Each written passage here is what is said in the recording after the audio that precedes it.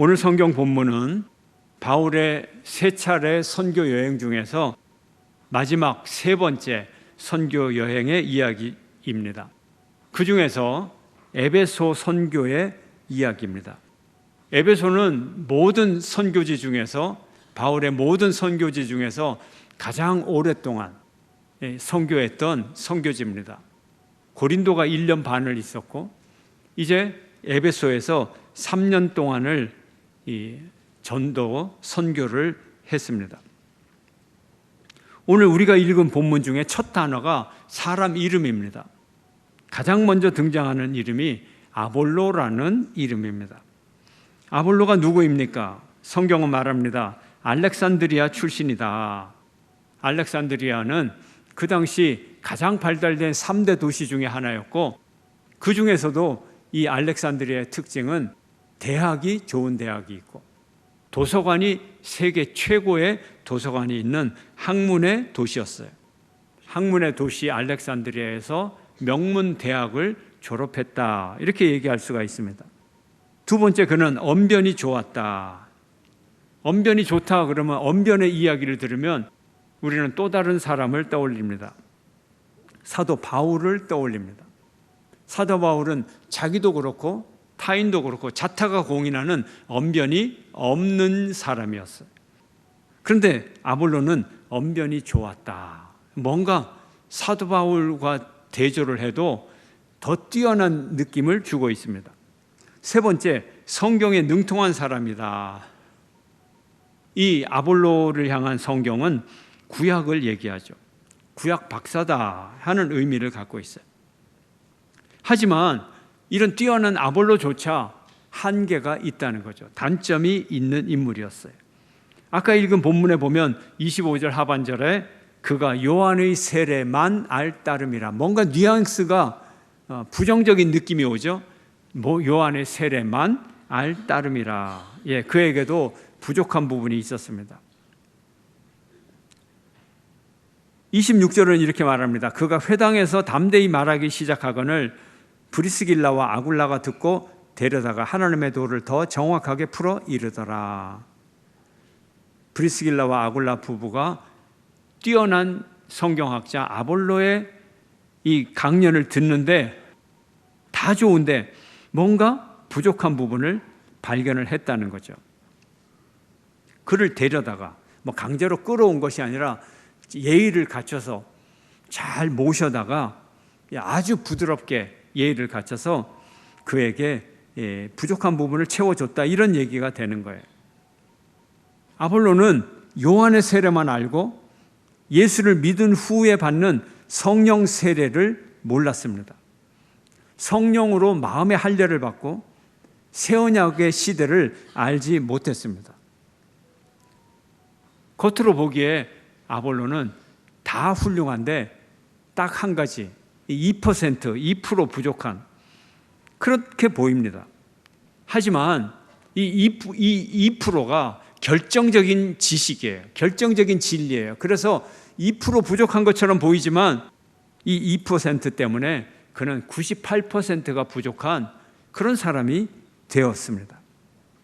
브리스길라와 아굴라가 이 아볼로를 은밀하게 불러서 하나님의 도를 정확하게 풀어 설명을 합니다. 예수님의 십자가, 예수님의 보혈, 그분의 죽음, 그분의 부활, 오순절의 성령 강림, 이 모든 것을 이제 구약 시대가 끝나고 이제 신약 시대가 시작되는 그 이후의 사건들을 아볼로에게 차근차근 다 가르쳐 주면서 그의 약점을 보충해 주었습니다. 그리고 이 아볼로가 이제 이 브리스길라와 아굴라의 추천장을 가지고 에베소를 떠나서 고린도로 갑니다. 고린도에서 그들이 전도를 합니다. 이 아볼로가 고린도로 갔을 때 그때 바울이 에베소로 오게 됩니다. 에베소에 와서 제자들을 만났어요. 여기 제자들이란 성도들 중에서 리더십을 얘기하는 거예요.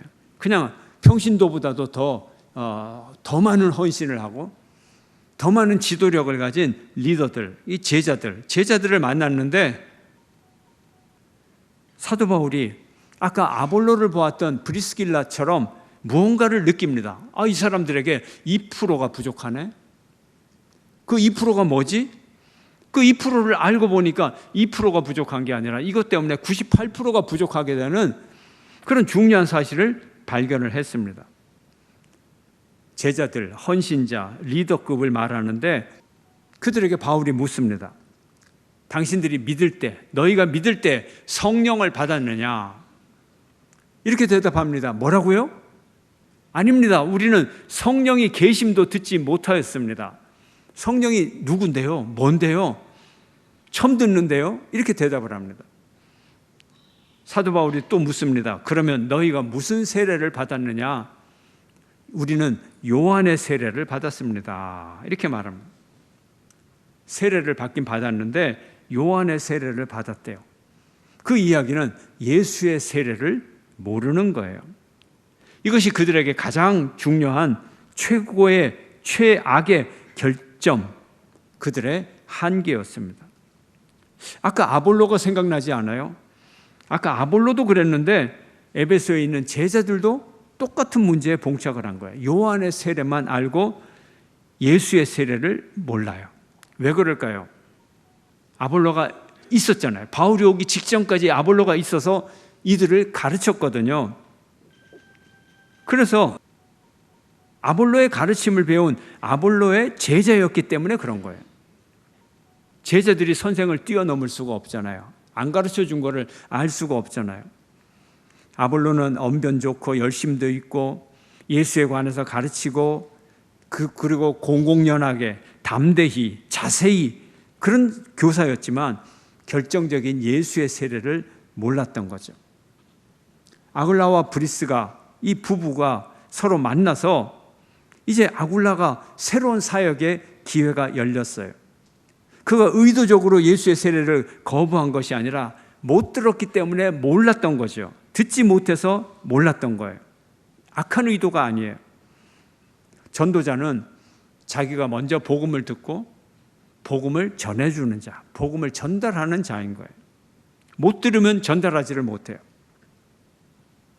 요한의 세례만 알고 성령을 받지 못한 아볼로, 예수의 세례를 알지 못한 아볼로, 브리스길라와 아굴라가 열심히 가르쳤다 그랬잖아요. 더 정확하게 가르쳤다 그랬잖아요. 이처럼 바울도 이제 제자들을 불러다가 요한의 세례만 알고 있는 제자들에게 예수의 세례를 가르치고 성령을 가르쳤던 것입니다. 바울이 예수의 이름으로 세례를 베풀고 성령이 그들에게 임했어요. 그러자 이들에게 방언이 임하고 예언의 능력이 임했어요.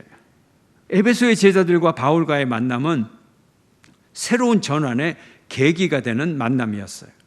만약 바울을 못 만났다면 이들은 성령도 받지 못하고 방언도 받지 못하고 예언도 받지 못하고 건조하고 무기력한 그런 믿음 생활을 계속했을 겁니다. 처음 경험하는 성령의 역사, 방언과 예언, 이 경험이 그들의 신앙생활에 얼마나 큰 충격을, 신선한 충격을 주었을까요? 그들은 드디어 이제 성령님이 살아계시는구나, 살아계신 하나님이 내게 역사하시는구나, 그것을 깨닫게 되고 그야말로 신나는 신앙생활, 능력 있는 신앙생활을 마음껏 누리고 시작할 수가 있었던 것입니다. 제자들에게 성령이 임했을 때 예루살렘에 오순절이 생겼죠. 가이사랴에 있는 고넬료와 그 가족이 성령을 받았을 때 가이사랴에 오순절이 일어났습니다. 이제 에베소에서 성령이 임한 사건을 에베소의 오순절 이렇게 말할 수 있어요. 우리의 신앙생활을 돌이켜보면서, 여러분의 신앙생활을 돌이켜보면서 여러분의 오순절은 언제 있었나요? 대구의 오순절은 언제 있었나요? 여러분의 오순절이 있기를 축원합니다. 대구의 오순절이 오기를 축원합니다. 오순절이 와야 돼요. 그리고 방언을 받습니다. 예언을 받습니다. 성령은 언제 오시는가? 세례 받기 전에 오는가? 세례 받은 후에 오는가? 성령이 오시는 것은 성령 마음입니다. 고넬료의 가족에게는 세례 받기 전에 성령님이 오셨고, 보통 대부분의 사람들에게는 세례 받은 후에 성령님이 임하십니다. 오늘 본문의 메시지를 세 가지로 핵심을 요약할 수가 있습니다. 첫째, 예수님만이 우리의 구원이다. 예수님만이 우리의 구세주다 하는 사실입니다. 세례 요한의 세례는 구원의 예비 단계입니다. 예수님을 소개하는 단계입니다. 예수님을 세례 요한이 어떻게 소개했죠? 보라, 세상 죄를 지고 가는 하나님의 어린 양이로다. 저는 흥하여야 되겠고 나는 쇠하여야 하리라. 나는 물로 세례를 주거니와 저는 불과 성령으로 세례를 준다. 예수님을 소개했어요. 예비 단계예요. 그리고 예수님을 알아야 구원을 받는 거예요. 사도행전 4장 12절 함께 읽겠습니다. 시작. 다른 이로서는 구원을 받을 수 없나니 천하 사람 중에 구원을 받을 만한 다른 이름을 우리에게 주신 일이 없음이라. 구원의 메시지는 세례 요한을 믿는 것이 아니라 예수님을 믿으면, 예수님만 믿어야 구원을 얻는 것입니다. 오늘 본문의 둘째 요약은 성령 세례를 받으라 하는 겁니다. 세례를 받고 성령 세례를 받으라. 세례 요한의 세례는 물 세례, 예수님의 세례는 성령 세례입니다. 세례 요한의 세례는 더욱 본질적인 예수님의 성령 세례로 이끄는 회개의 세례요, 구세주 예수님께로 이끄는 예비 단계의 세례인 것입니다. 예비 단계. 세례 요한의 물 세례는 인간적인 세례예요. 인간적인 물 세례예요. 인간이 자기 의지로 회개하는 거예요. 이거 잘못됐네. 내가 하나님을 믿어야 되겠다. 자기가 결심하는 거예요. 그렇지만 내 삶의 주인은 여전히 내가 내 삶의 주인. 내 삶의 심판자의 자리에 여전히 내가 앉아있고, 내 고집도 살아있고, 내 주관도 살아있고, 내 철학도 살아있고, 아무리 세례를 받아도 세례 요한의 세례는 내가 살아있어요. 내가 주인이에요. 내가 주님이에요. 그러나 성령 세례는 이 성령이 죄인의 내면에 일으키는 변화를 일으킵니다. 예수님의 이름으로 세례를 받으면 성령이 내 안에 임하게 됩니다. 한번 읽어볼까요? 사도행전 2장 38절 함께 시작. 베드로가 이르되 너희가 회개하여 각각 예수 그리스도의 이름으로 세례를 받고 죄사함을 받으라. 그리하면 성령의 선물을 받으리니. 예수의 이름으로 세례를 받은 것이 성령의 세례입니다. 성령을 선물로 받게 돼요. 그러면 하나님이 또 다른 증거를 또 주십니다. 성령을 받으면 방언과 예언을 받습니다. 방언이 무엇입니까, 여러분? 방언이 무엇입니까? 방언을 보면, 원어를 보면 말이다, 언어다, 혀다 이렇게 돼 있어요. 말, 언어, 혀, 언어, 랭귀지, 혀, 통 그렇게 돼 있어요. 이걸 주신다는 거예요. 그럼 말을 주신다. 여러분 한국말 다 할 줄 알잖아요? 그렇습니다. 성경의 방언이 한국말, 영어 그런 거예요. 일본어, 중국어, 독일어, 불어 이런 걸 얘기하는 거예요. 그러니까 하나님이 우리가 일상에 하는 이 언어를 주신다는 거예요. 우리가 한국말을 배워서 쓰면서 살아가잖아요. 그러면 성령이 주시는 한국말하고 원래 그냥 생활하면서 쓰는 한국말하고 차이점이 뭔가 하는 거예요.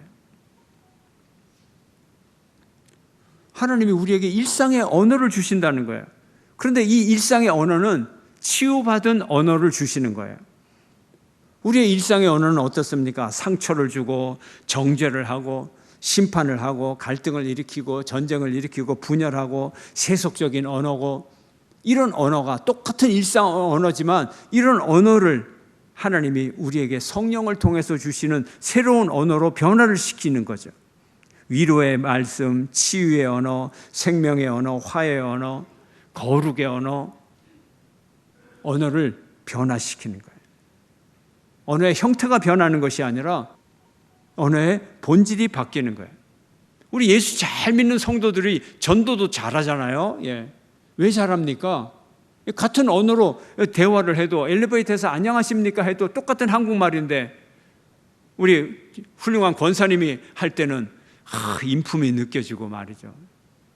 사랑이 느껴지고 성경책 들고 가는데 교회 다니시네요. 어느 교회 다닙니까? 대구중앙교회 다녀요. 저도 갈까요? 이렇게 자연스럽게 되는 거죠. 전도가. 이게 하나님이 주시는 언어를 주신다는 거예요. 방언을 주신다는 거예요. 우리가 방언 그러면 랄랄라 방언을 얘기해요. 랄랄라. 이 헬라어로 보면 랄레오라는 단어예요. 랄레오. 랄레오라는 단어는 말을 하다라는 단어인데 그냥 어른의 용어가 아니라 어린 아이들이 뜻없이 그냥 랄랄랄라 하는 그거를 랄레오라 그래요. 랄레오 방언. 우리가 많이 하죠. 랄레오 방언도 우리에게 은혜를 줍니다. 하나님이 내 입술을 사용하시는구나. 나는 그냥 가만히 있는데 막 소리가 나와. 40일 영성 수련회를 하면 랄레오 방언을 많이 받습니다. 랄랄라 방언을 많이 받아요. 50% 이상, 반 이상 다 받아요. 하나님이 주세요, 방언을. 믿음의 확신을 주세요. 어떤 성도님은 최근에 제가 알았는데 오래전에 40일 영성 수련회를 했는데 최근에 저한테 말하기를 우리 딸이 이 랄랄라 방언을 3종류를 받았습니다. 하나밖에도 어려운데 3 방언을 받았다는 거예요. 하나님이 주신 영적인 선물입니다. 방언은 회복된 언어로 뭘 하나요? 예언을 합니다. 그래서 방언과 예언이에요. 예언이 뭡니까? 하나님의 뜻, 하나님의 계시를 사람들에게 전하는 걸 얘기해요. 사람들은 예언이라고 하면 앞으로 다가올 일을 미리 알고 미리 얘기한다. 점쟁이 같은 그런 예언을 말하지만 그렇지 않아요. 예언이라는 말은 그리스어로 프로파시라고 그래요. 프로페시. 프로가 뭐냐? 무엇을 위하여. 누구를 위하나요? 하나님을 위하고 사람을 위하여 말하는 거예요. 또 히브리어로 구약에서 예언자를 나비라고 하는데 나비가 뭐냐? 부르다. 누구가 불러요? 하나님이 불러요. 콜링을 받았다는 거예요. 불러서 하나님이 말하도록 하는 거예요. 외치는 자라는 뜻이에요. 무엇을 외쳐요? 하나님의 말씀을 외치고 하나님의 뜻을 외치는 거예요. 그러니까 방언 받은 자가 하나님의 예언을 하는 거죠. 예언자는 하나님의 말씀의 전달자입니다. 여러분이 하나님의 말씀을 전하고 복음을 전하면 예언자의 사명을 감당하는 거예요. 예언자들은 미래에 관해서만 얘기하는 것이 아니라 과거와 현재와 미래 모두의 이야기를 합니다. 심판에 관해서도 얘기하지만 구원에 관해서도 얘기하고 이스라엘 민족과 대한민국과 일본과 중국과 모든 민족에 대해서 예언을 하는 것입니다. 신앙에 대해서도 예언을 하고 정치에 대해서도 예언을 하고 사회 문제에 대해서도 예언을 하고 예술에 대해서도 예언을 하고 모든 것을 다 예언할 수가 있는 것입니다. 그 속에 하나님의 뜻을 전하기 때문에 그렇습니다. 성령이 임하면 하나님의 숨어있는 계획이 우리에게 알려집니다. 성령이 임하면 하나님의 섭리가 이해가 되는 것입니다. 섭리가 뭡니까? 하나님의 감추어진 비밀스러운 계획. 하나님의 감추어진 비밀스러운 계획. 인간이 알 수가 없어요. 그러나 성령을 받으면 성령의 비밀 코드가 해독이 되기 때문에 하나님의 섭리가 이해가 되는 것입니다. 이것이 하나님의 선물이에요. 성령 세례를 받는 여러분 되시기를 축원합니다. 오늘 본문이 주는 3번째 교훈은 성령 충만을 받으라 하는 겁니다. 성령 세례를 받되 찔끔찔끔 조금 받지 말고 성령 충만하게 받아라 하는 거예요. 베드로와 바울 한결같이 성령 충만한 사람이었어요. 빌립 성령 충만한 사람이었어요. 다 성령 충만한 믿음의 선배들이 있었습니다. 성령을 세례로 받는 데만 머물지 말고 충만하게 받아라 하는 거예요.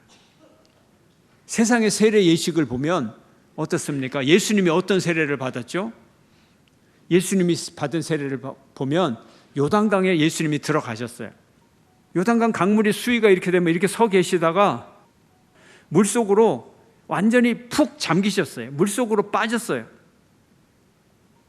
그래서 예수님 속에도 옷이든지 모든 게 예수님 속이 물로 다 젖고, 그 다음에 예수님이 또 물 속에 빠졌어요. 세례는 원래 모양은 이렇게 받는 거거든요. 성령 세례라고 하는 것은 성령 속에 푹 빠지는 거예요. 푹 들어가 버리는 거예요. 잠겨지는 거예요. 여러분, 그릇이 하나 있고 이 그릇 안에 스펀지가 하나 있어요. 스펀지가. 이제 기름을 몇 방울씩 스펀지에 이렇게 떨어뜨리면 어때요? 스펀지 속에 기름이 있죠. 그죠? 스펀지 속에 기름이 있어요. 근데 기름을 계속 부어요. 그러면 이제 기름이 줄줄줄 흘러서 그릇에 콱 이렇게 차게 돼요. 그러면 이제 스펀지가 기름 속에 둥둥 뜬단 말이에요. 그러면 스펀지 속에도 기름이 있지만 스펀지가 어디 있어요? 기름 속에 스펀지가 있는 거죠. 이게 성령 충만이에요. 성령의 기름에 충만한 거예요. 사도 바울이 뭐라고 표현했습니까? 내 속에 그리스도가 있다. 그리고 내가 그리스도 안에 있다. 내 속에 그리스도가 있고 내가 또 그리스도 안에 있는 것. 이게 성령 충만함을 말하는 거예요. 자, 이 기름 속에 이 스펀지가 둥둥 떠 있어요. 누가 주도권을 가지고 있나요? 기름이 주도권을 가지고 있죠. 이 스펀지가 지 마음대로 움직일 수가 없어요. 이것이 성령을 받느냐, 성령을 받지 못하느냐의 차이고, 이것이 성령 충만하냐, 그렇지 않느냐의 차이인 것입니다. 성령을 받는 것, 우리 신앙생활의 알파요 오메가입니다. 그리고 성령을 충만히 받는 것, 우리 신앙생활의 생명과 같은 것입니다. 성령님은 예언의 영이십니다. 성령님은 제자들이 복음의 능력을 힘있게 능력 있게 전하도록 방언과 예언의 은사를 선물로 주셨습니다. 하나님은 나에게는 무엇을 선물로 주셨는가? 나는 어떤 영적 은사를 갖고 있는가? 하나님은 성령을 통해서 내게 무슨 은사를 주셨는가? 나는 그 은사를 통해서 복음을 전하고 있는가? 아니면 교회를 섬기고 있는가? 성도들을 섬기고 있는가? 내가 항존직이 되었는데 진정 항존직으로서 제자의 역할을 감당하고 있는가? 내가 항존직이 될 자격이 있는가? 성령의 은사를 받고 그 은사로 섬기는데 그 자격이 있는 것입니다. 제자들은 성령을 충만히 받음으로 부활의 능력을 경험했습니다. 사도 바울, 베드로, 제자들 기적의 사람이 되었습니다. 바울은 병을 고치고 베드로도 병을 고치고 귀신을 쫓아내며 죽은 자를 살렸습니다. 교회는 병을 고치고 귀신을 쫓아내고 죽은 자를 살리는 그런 공동체입니다. 교회는 또 모든 성도는 왕 같은 권세를 받았습니다. 온 백성의 죄를 위하여 기도하는 제사장입니다. 그리고 하나님의 말씀을 증거하는 예언자입니다. 이 직무를 우리가 감당해야 되는 것입니다. 사랑하는 성도 여러분, 예수 믿고 구원 받으십시오. 성령을 받으시기를 축원합니다. 성령을 받으시되 충만히 성령을 받는 여러분 되시기를 축원합니다. 그리고 신비롭고 거룩한 능력을 발휘하시기를 바랍니다. 믿음을 온전히 지키고 세상에서 그리스도의 능력 있는 증인으로 살아가는 여러분 모두가 되시기를 주의 이름으로 축원합니다.